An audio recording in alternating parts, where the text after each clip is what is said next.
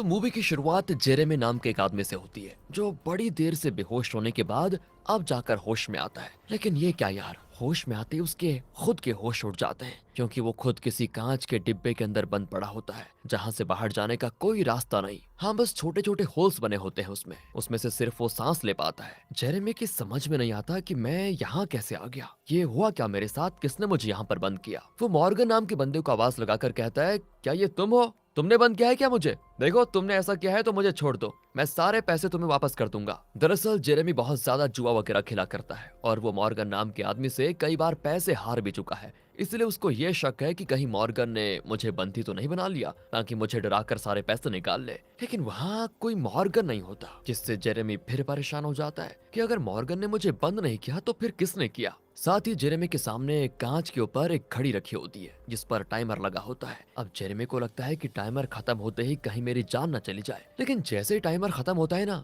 Jeremy को वहीं पे रेडियो में से हेनरी नाम के बंदी की आवाज आती है और फिर जेरेमी को लगता है कि पक्का इस हेनरी ने ही मुझे बंद करके रखा होगा। वो हेनरी पर चिल्लाते हुए कहता है कि अरे मैंने क्या बिगाड़ा है तुम्हारा, आखिर क्यों तुमने मुझे यहाँ पर बंद करके रखा हुआ है। हेनरी कहता है, पागल हो क्या, मुझे खुद यहाँ एक पुराना रेडियो मिला जिसको चालू करने पर यह सीधा तुमसे कनेक्ट हो गया, मुझे भी बचना है, पता नहीं किसी ने मुझे कांच के डिब्बे में बंद कर दिया है। जेरेमी ये सुनकर हैरान हो जाता है कि इसका मतलब हेनरी भी मेरी तरह फंसा हुआ है, लेकिन वो किसी और जगह पर है। क्या पता हेनरी के ऊपर भी मॉर्गन का उधार हो तो उसने हम दोनों को पकड़ लिया, ऐसा हेनरी कहता है। अरे नहीं, तुम क्या बकवास कर रहे हो, मैं किसी मॉर्गन को नहीं जानता, बस मुझे कैसे भी करके बचा लो तुम यहाँ से, मैं मरना नहीं चाहता अभी। जेरेमी कहता है कि देखो शांत हो जाओ, हम कोई तरीका निकाल लेंगे, बस हमें एक दूसरे की मदद करनी होगी ताकि कैसे भी करके यहाँ से बाहर निकल जाए। तो अब जैसे जेरेमी के सामने लगे टाइमर का टाइम खत्म होता है तो जिस कांच के अंदर वो बंद था वो अपने आप चलकर आगे जाने लग जाता है। जेरेमी समझ जाता है कि ये कांच का डिब्बा किसी बड़ी गाड़ी के अंदर रखा हुआ है और अभी जस्ट गाड़ी चालू हुई है।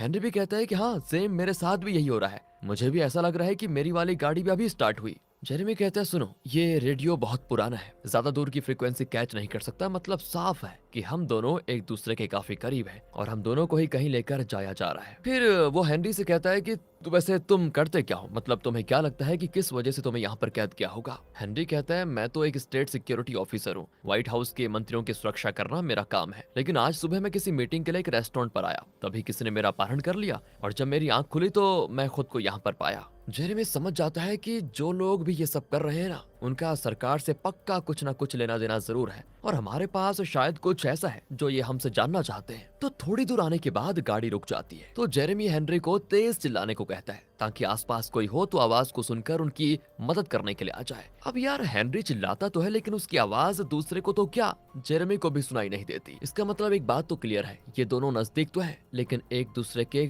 बहुत करीब भी नहीं है। तभी वहाँ की लाइट चालू हो जाती है जहाँ हम उस कांच को बड़ी अच्छी तरह देख पाते हैं। कांच में बने होल के अंदर एक बंदा जिसने जेरेमी को कैद किया है वो एक फोटो डाल देता है, लेकिन तभी फिर से लाइट्स बंद हो जाती हैं। पर फोटो किस चीज की है ये अच्छे से देखने के लिए वो बंदा जेरेमी को एक टॉर्च भी देता है। अब जेरेमी जैसे ही उस फोटो को देखता है तो वो फोटो व्हाइट हाउस की होती है जिसमें लिखा होता है, बताओ हमें कि रॉलेट कहाँ पर है। तभी हेनरी भी जेरेमी से कहता है कि देखो यार, मुझे भी उन्होंने एक नोट दिया है कि अगर जेरेमी हमें रोलेट की लोकेशन बता देता है तो हम तुम दोनों को आजाद कर देंगे। इसके बाद तो वो जेरेमी से रिक्वेस्ट करता है कि भाई मेरी पत्नी, बच्चे, 2 बच्चे हैं बल्कि, और मैं मरना नहीं चाहता, प्लीज उनको वो जो रोलेट जो भी है उसकी लोकेशन बता दो यार। अब जेरेमी ये सुनकर हैरान हो जाता है कि आखिर इन लोगों को कैसे पता चला कि मुझे रोलेट की लोकेशन मालूम है। लेकिन अभी फिलहाल के लिए वह हेनरी से कहता है कि यार मुझे माफ कर देना, मैं किसी को कुछ नहीं बता सकता क्योंकि मुझे किसी पर भी यकीन नहीं है। क्या पता हेनरी तुम ही वो इंसान हो जिसने मुझे कैद करके रखा हुआ है। इतना कहकर वो रेडियो बंद कर देता है। तभी गाड़ी वापस से शुरू हो जाती है। जेरेमी को आसपास कई सारी गाड़ियों के चलने की आवाज भी आती है, मतलब कि पक्का वो किसी रोड पर ही मौजूद है। अब इस चीज से उसे एक आइडिया तो आ जाता है और आसपास जितनी भी रेडियो फ्रीक्वेंसीज होती हैं वो उनसे कनेक्ट करने की कोशिश करता है ताकि कोई तो हो जो उस गाड़ी को देख ले जिसमें अभी जेरेमी मौजूद है। एंड दोस्तों तब किस्मत से ट्रक वाले की रेडियो फ्रीक्वेंसी जेरेमी के रेडियो से कनेक्ट हो जाती है। जेरेमी उससे कहता है कि देखो मैं आसपास किसी गाड़ी के अंदर फंसा हुआ हूँ, प्लीज पता करो वो गाड़ी कौन सी है और मुझे बचा लो यार। अब पहले तो ड्राइवर को ये प्रैंक कॉल लगता है पर जेरेमी की घबराई हुई आवाज को सुनकर ड्राइवर को यकीन हो जाता है कि ये आदमी जो भी है बिल्कुल सही कह रहा है। लेकिन अब कौन सी गाड़ी में जेरेमी है ये पता लगाना बहुत ही मुश्किल होगा। तभी जेरेमी को पास से एक हार्ले डेविडसन बाइक की गुजरने की आवाज आती है, इसलिए वो ड्राइवर से कहता है कि देखो किसी गाड़ी के पास से हार्ले डेविडसन बाइक गुजरी है। इस चीज से ट्रक ड्राइवर को पता लग जाता है कि जेरेमी कौन सी गाड़ी में है। वो जैसे उस गाड़ी का पीछा करता है, जेरेमी की गाड़ी का ड्राइवर तुरंत स्पीड बढ़ाकर गाड़ी को ऑफ रोड में लेकर चला जाता है, जिससे जेरेमी का उस ट्रक ड्राइवर से कनेक्शन टूट जाता है। बेचारे के पास एक उम्मीद थी, वो भी जेरेमी के हाथों से चली गई। इस चीज से वो और ज्यादा उदास हो जाता है कि अब बचना मुश्किल है। अब जेरेमी टेंशन में तो था ही, तभी कांच के बाहर रखी मशीन जेरेमी की पुरानी पत्नी मॉली को कॉल लगा देता है। और दोस्तों, मॉली के साथ इसका डिवोर्स भी हो चुका है। पर फोन पर जेरेमी को पाकर मॉली तुरंत फोन कट करने की कोशिश करती है, क्योंकि वो जेरेमी से सख्त नफरत करती है। उसके जुआ खेलने की आदत की वजह से ही उनका डिवोर्स हुआ था। जेरेमी कहता है कि प्लीज प्लीज फोन मत काटना, मैं बहुत बड़ी मुश्किल में फंस चुका हूँ। मेरे दोस्तों को फोन करो, उन्हें बताओ कि किसी ने मेरा अपहरण कर लिया है। उन्होंने मुझे किसी गाड़ी के अंदर एक अजीब से कांच में बंद करके रखा हुआ है। मॉली कुछ सोच समझ पाती, तभी जेरेमी को मॉली के चिल्लाने की आवाज आती है, क्योंकि कुछ लोग 2 करोड़ रुपए मैंने जीते हैं जंगली रमी से। रियल प्लेयर्स के साथ में हमारी प्लेइंग रहती है। आज ही डाउनलोड करें जंगली रमी। लोगों ने मॉली का भी अपहरण कर लिया होता है। जेरेमी और सदमे में चला जाता है। वो गालियां देते हुए उन लोगों से कह रहा होता है कि तुमने मुझे तो पकड़ लिया, लेकिन अगर मॉली को कुछ भी किया ना तो सभी को मार दूंगा बाहर आने के बाद। लेकिन तब भी वो लोग जेरेमी से कहते हैं, एजेंट जेरेमी, तुम्हें क्या लगता है कि हम तुम्हारे बारे में नहीं जानते? हमें पता है कि तुम सरकार के एक अंडरकवर एजेंट हो और तुम अच्छे से जानते हो कि रॉलेट कहाँ मौजूद है। हमें उसका लोकेशन बता दो, उसके बाद आराम से जहाँ जाना चाहो जा सकते हो, वरना नहीं बताया तो तुम्हारे साथ साथ मौली का भी खेल खत्म कर देंगे। जेरेमी को यकीन ही नहीं होता कि इन्हें मेरे बारे में इतना कुछ कैसे पता चला। चलिए दोस्तों, असल में मैं आपको बताता हूँ कि ये रॉलेट है क्या। तो जब अमेरिका में 9/11 धमाका हुआ था, तब कुछ खास बंकर्स बनाए गए थे, जिसमें प्रेसिडेंट के साथ साथ और भी इंपॉर्टेंट लोगों को रखा जाता है ताकि वो अपनी जान को बचा पाए। उन्हीं बंकर को रॉलेट कहा जाता है। इन लोगों ने जेरेमी को इसीलिए पकड़ा ताकि पता लगा सके कि रॉलेट कहाँ पर है। पर जेरेमी बताने को तैयार ही नहीं होता। अगर उसने बता दिया तो प्रेसिडेंट की जान को खतरा हो सकता है ना, क्योंकि ये सारे आतंकवादी जो है,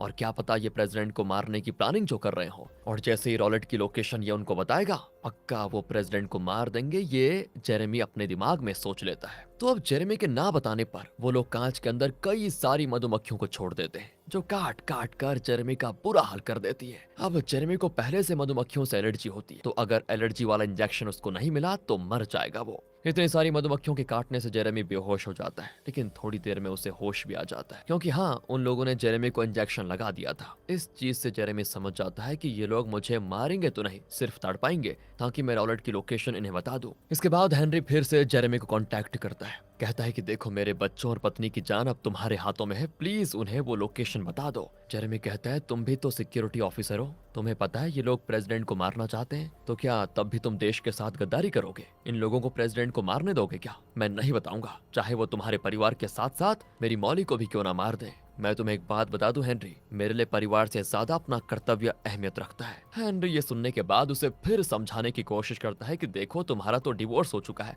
लेकिन मेरे 2 बच्चे हैं, इसीलिए तुम मेरा दर्द नहीं समझ पा रहे हो, प्लीज मेरी बात मान लो। और अब ये सुनने के बाद जेरेमी भी थोड़ा इमोशनल हो जाता है, लेकिन फिर भी वो लोकेशन को बताने को तैयार नहीं होता। तभी जेरेमी की गाड़ी के पीछे पुलिस की गाड़ी लग जाती है, क्योंकि उस गाड़ी की स्पीड बहुत तेज थी, इसलिए पुलिस वाले गाड़ी को रुकवाने आते हैं। तो गाड़ी का ड्राइवर जेरेमी से कहता है कि सुनो, अगर पुलिस के सामने एक वर्ड भी कहा तो मौली के शरीर के टुकड़े टुकड़े उसके माता पिता को पार्सल कर दिए जाएंगे, चुपचाप अंदर बैठे रहना। तो अब गाड़ी रुकती है और ड्राइवर पुलिस को अपना लाइसेंस और पेपर्स वगैरह दिखाने लग जाता है, लेकिन जेरेमी को पता था इससे अच्छा मौका मुझे बचने का दोबारा नहीं मिलेगा, इसीलिए वो कांच के अंदर से चिल्लाते हुए कहता है कि बचाओ मुझे, मैं अंदर कैद हूँ, इन लोगों ने मुझे यहाँ पर कैद करके रखा हुआ है। और ये चीज पुलिस वाले सुन लेते हैं और ड्राइवर को पकड़ने की कोशिश करते हैं, इसीलिए ड्राइवर पूरी स्पीड से गाड़ी को भगा देता है। पुलिस वाले भी गाड़ी पर गोलियां चला देते हैं और एक गोली जेरेमी के कांच पर आकर लग जाती है, जिससे कांच में होल बन जाता है और टूटा हुआ कांच जेरेमी के पैर में घुसकर उसे कर देता है घायल। पुलिस की वजह से ड्राइवर बड़ी तेजी से गाड़ी चला रहा होता है, इसी वजह से गाड़ी का एक्सीडेंट हो जाता है। जेरेमी भी बेहोश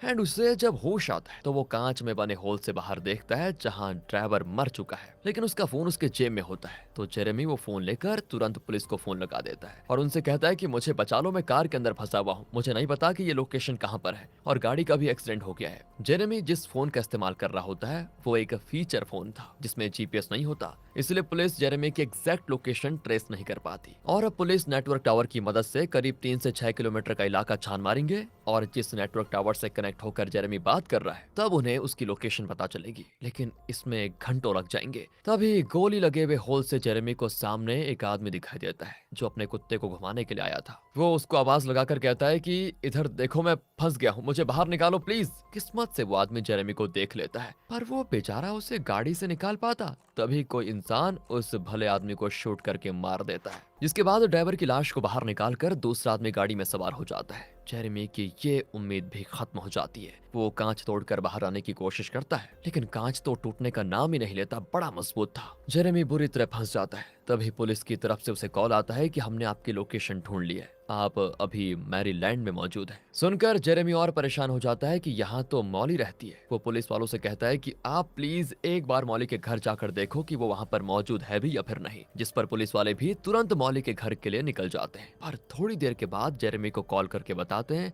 हाँ हम मॉली के घर गए थे पर वहाँ कोई मौजूद नहीं था, सिर्फ दरवाजे पर नोट लगा हुआ था कि जेरेमी साथ देता है तो ही मॉली बचेगी। तो पुलिस वाले जेरेमी को आश्वासन दिलाते हैं कि आप देखिए, बिल्कुल भी टेंशन मत लीजिए, हमें आपकी लोकेशन मिल चुकी है, थोड़ी देर में हम वहां पर पहुंच जाएंगे। लेकिन दोस्तों तभी गाड़ी स्टार्ट हो जाती है। हो गया काम इसका। पुलिस वाले अब इस लोकेशन पर आएंगे, लेकिन तब तक तो ये ड्राइवर गाड़ी लेकर निकल जाएगा। इसके बाद जेरेमी के सामने जो टाइमर लगा होता है उसमें 30 मिनट का टाइम शो होता है, लेकिन फिर हेनरी से बात करने पर हेनरी बताता है कि मेरे टाइमर में सिर्फ 15 मिनट है, मतलब कि मैं 15 मिनट में मर जाऊंगा। प्लीज जेरेमी मुझे बचा लो, मैं आखिरी बार अपने परिवार की तरफ से तुमसे रिक्वेस्ट कर रहा हूँ। जेरेमी कहता है कि देखो मुझे फोन मिला है, मैं पुलिस से बात कर रहा हूँ, वो हमें बचा लेंगे। हेनरी कहता है कि तुम्हारे पास फोन है ना, तो मेरे घर पर फोन कर दो, कम से कम आखिरी बार मैं अपने बच्चों और पत्नी से बात तो कर लूं। हेनरी उससे अपना नंबर भी देता है, लेकिन जेरेमी फोन नहीं लगाता, वरना वो उनसे बात करके और इमोशनल हो जाएगा, और यही इमोशंस फिर जेरेमी पर भी हावी हो जाएंगे। और अगर एक बार इमोशंस हावी हो गए तो क्या पता वो रॉलेट की लोकेशन उनको बता दे, आतंकवादियों को मतलब। तभी रेडियो पर चल रही न्यूज से जेरेमी को पता चलता है कि शहर में जगह जगह पर बॉम्ब ब्लास्ट हो रहे हैं, पूरे शहर में अफरा तफरी मची हुई है। प्रेसिडेंट को भी बिल्कुल सेफ जगह पे भेजा जा रहा है, और ये सेफ जगह दोस्तों वही रोलेट है, जिसकी लोकेशन आतंकवादी जानना चाहते हैं। जेरेमी इस सारी खबर सुनकर घबरा जाता है कि इन आतंकवादियों ने तो अपना प्लान एग्जीक्यूट करना शुरू भी कर दिया है। वो अपने बाकी एजेंट्स को कॉल लगाता है, लेकिन कोई कॉल नहीं उठाता सिवाय एक एजेंट बैन के। तो जेरेमी उसको अपने बारे में बताता है कि देखो मेरे साथ ये चीजें हो गई है। बैन कहता है भाई तुम अकेले नहीं हो, तुम्हारे जैसे कई सारे एजेंट और ऑफिसर्स वगैरह को बंदी बनाने के बाद गाड़ियों में डालकर शहर के अलग अलग जगहों में खड़ा किया जा रहा है। उन गाड़ियों में बॉम्ब लगे हुए हैं जो ब्लास्ट होकर शहर में तबाही मचा रहे हैं। ये सुनने के बाद जेरेमी के पैरों तले जमीन खिसक जाती है, और वो समझ जाता है कि जिस गाड़ी के अंदर वो मौजूद है उसमें भी बॉम्ब लगा हुआ है। ये गाड़ी अब उसको वहीं पर लेकर जा रही है जहां खड़ी रहकर ये गाड़ी हो जाएगी बूम ब्लास्ट। लेकिन एक और बात है, जेरेमी से पहले हेनरी मरेगा, क्योंकि उसका टाइमर जेनरी से कम है। उसने बताया था ना उस समय 15 मिनट। जेरेमी की तरह बाकी एजेंट्स और ऑफिसर्स को बंदी बनाकर गाड़ी में डाला गया है, ताकि इनमें से कोई ना कोई रोलेट की लोकेशन बता दे। जो नहीं बताता उसको ब्लास्ट कर दिया जाता है। जेरेमी के पास अभी सिर्फ आखिरी के 30 मिनट बचे होते हैं। इतने में उसने लोकेशन बता दी तो ठीक, वरना वो भी खत्म। तभी मॉली उसे फोन करके कहती है, जेरेमी मुझे बचा लो, इन लोगों ने मुझे किसी गाड़ी के अंदर डाल दिया है, न जाने ये लोग मेरे साथ क्या करने वाले हैं। तो ये कहता है तुम टेंशन मत लो, सब ठीक हो जाएगा। जेरेमी को भी पता था कि वो और मॉली दोनों मरेंगे अगर वो लोकेशन नहीं बताता है तो, लेकिन तब भी वो लोकेशन बताने को दोस्तों रेडी नहीं होता। तो मॉली से कहता है देखो मॉली मुझे माफ कर देना, मेरी वजह से तुम्हें इतनी परेशानी उठानी पड़ी है, मेरी ही बुरी आदतों की वजह से हमारा डिवोर्स हुआ, लेकिन जब मैंने खुद को बदलने की कोशिश की तो देखो किस्मत को कुछ और ही मंजूर था, न जाने मैं बच भी पाऊंगा या फिर नहीं। इसीलिए सिर्फ एक रिक्वेस्ट है तुमसे, क्या तुमने मुझे मेरी गलतियों के लिए माफ किया? अगर माफ कर दोगी तो मैं मर भी जाऊं तो भी मुझे अफसोस नहीं होगा। मॉली कहती कैसी बातें कर रहे हो उस समय तुम, अरे हमें कुछ नहीं होगा, हम जरूर बच जाएंगे और दोबारा से शादी भी कर लेंगे। ये सुनने के बाद जेरेमी की भी आंखें नम हो जाती है। मानना पड़ेगा अपने कर्तव्य के लिए सब कुछ कुर्बान करने को तैयार है जेरेमी, सल्यूट है भाई। अब हेनरी फिर से जेरेमी से कहता है क्या तुमने भाई मेरे परिवार वालों से बात की, वो ठीक है क्या? अब जेरेमी ने फोन तो किया ही नहीं था, लेकिन इस बार काफी ज्यादा रिक्वेस्ट करने पर वो कॉल लगा देता है। लेकिन वो कॉल हेनरी के परिवार वाले नहीं बल्कि वो लोग उठाते हैं जिन्होंने जेरेमी का भी अपहरण किया है। वो लोग कहते हैं रोलेट की लोकेशन बताओ वरना सब खत्म हो जाएगा। तभी जल्दी से हेनरी जेरेमी से कहता है मेरे कांच के अंदर पानी भर रहा है भाई, लगता है मैं डूब कर मर जाऊंगा। वो बहुत ज्यादा डरावा होता है। हेनरी को लगता है कि वो नहीं बचेगा, तो वो जोर जोर से भगवान को याद करके अपने किए हुए अपराधों की माफी मांगता है और ये सब कुछ सुनकर जेरेमी का भी दिल टूट जाता है। तभी होता है जोरदार धमाका। जेरेमी समझ जाता है कि हेनरी अब नहीं रहा, उसकी गाड़ी ब्लास्ट हो चुकी है और कुछ मिनट्स के बाद अब मेरी भी हो जाएगी। कुछ देर के बाद बैन जेरेमी को फोन करके कहता है प्रेसिडेंट को बंकर में भेज दिया गया है ताकि उनको सुरक्षित रख पाए। जेरेमी कहता है कि यही तो वो आतंकवादी चाहते हैं, हमें ऐसा होने से रोकना होगा। और बैन कहता है कि देखो तुम्हें बंकर की लोकेशन पता है तो एक काम करो, मुझे लोकेशन बता दो, मैं खुद ही प्रेसिडेंट को चेतावनी दे दूंगा। अब ये मेरे लोन्स ओवरड्यू में चल रहे थे। रिकवरी एजेंट्स ने मुझे और मेरे घर वालों को बहुत परेशान कर रखा। वो मेरे घर तक आ गए थे। दूंगा। अब ये सुनने के बाद जेरेमी को बैन पर भी शक हो जाता है कि ये बंकर की लोकेशन क्यों मांग रहा है। जेरेमी तो बिल्कुल कंफ्यूज था कि किस पर भरोसा किया जाए किस पर नहीं। उसे कुछ समझ नहीं आता कि वो करे तो करे क्या करे। ऊपर से टाइम भी खत्म हो रहा होता है। तभी गाड़ी को जोर जोर से धक्का लगने लगता है क्योंकि एक पुलिस की गाड़ी जेरेमी की गाड़ी के पीछे पड़ चुकी थी। उस धक्के की वजह से जेरेमी इधर उधर गिरने लग जाता है जिससे बेचारे की नाक टूट जाती है और जगह जगह से खून गिरने लगता है। उसकी हिम्मत धीरे धीरे जवाब दे जाती है तो वो उन लोगों से कहता है ठीक है, मैं लोकेशन बताने को रेडी हूँ, मुझसे बात करो। इसीलिए ड्राइवर रेडियो के जरिए जेरेमी से बात करता है, लेकिन तब भी जेरेमी उससे यही कहता है कि भाड़ में जाओ। मैं तुमसे बात इसलिए करना चाहता था ताकि तुम्हें बता सकूं कि तुम लोग कितने लाचार हो, कितनी कोशिश की तुमने फिजिकली मेंटली दोनों तरह से हमें टॉर्चर किया, लेकिन हम में से और स्पेशली मैंने कुछ नहीं बताया और ना ही बताऊंगा। दोस्तों ड्राइवर बड़ा गुस्सा हो जाता है कि इसकी इतनी हिम्मत। और अब करीब 2 मिनट बचे होते हैं। मॉली जेरेमी को कॉल करके कहती है प्लीज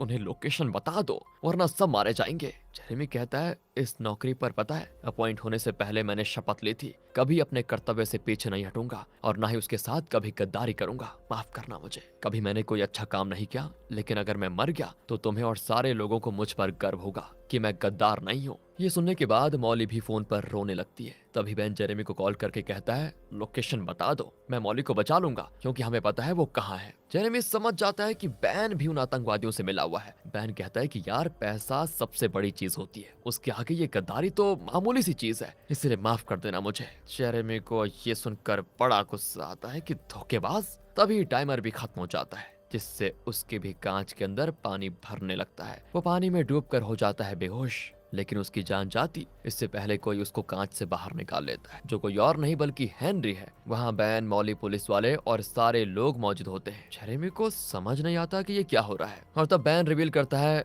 ब्रो ये तुम्हारा एक टेस्ट था तुम्हारी वफादारी देखने के लिए। 9/11 के बाद डिपार्टमेंट में भरोसे लायक कोई इंसान नहीं था, इसीलिए प्रेसिडेंट ने खुद ये टेस्ट डिजाइन किया था तुम्हारे लिए जिसमें तुम पास हुए। तुमने सब कुछ झेला लेकिन लोकेशन नहीं बताई। कांग्रेचुलेशंस, तुम प्रमोट हो गए हो। देखा क्या बेवकूफ बनाया डायरेक्टर ने, बंदे की जान निकल गई भाई वहाँ। वैसे दोस्तों ऐसा कोई टेस्ट रखता है क्या, बंदे की जान निकल जाएगी और कोई ऐसा जल्दी टेस्ट पास नहीं कर पाएगा जब तक वो जेरेमी जैसा अपने कर्तव्य के लिए पक्का और वफादार ना हो। उसी के साथ मैं आपको बता दूं ना तो शहर में धमाका हुआ था और ना ही प्रेसिडेंट बंकर में गए थे। सब कुछ एक परफेक्ट प्लान था जिसमें जेरेमी की जीत हुई। वो टेस्ट तो जीत चुका है, उसी के साथ साथ मॉली को भी उसने वापस पा लिया। इस चीज से उसकी खुशी का ठिकाना नहीं होता। इसके बाद उसे हॉस्पिटल ले जाने के लिए निकाला जाता है क्योंकि उसको चोटें भी आ गई थी ना। मॉली भी उसके साथ होती है तो यहाँ जेरेमी उसे शादी वाली अंगूठी दोबारा पहना देता है क्योंकि डिवोर्स के बाद उन्होंने वो निकाल दी थी। तब जेरेमी एम्बुलेंस के अंदर से सामने वॉशिंगटन मॉन्यूमेंट्स को देखकर बड़ा खुश हो जाता है क्योंकि असल में वही है रूलेट जिसकी जानकारी सिवाय जेरेमी के किसी को भी नहीं है, लेकिन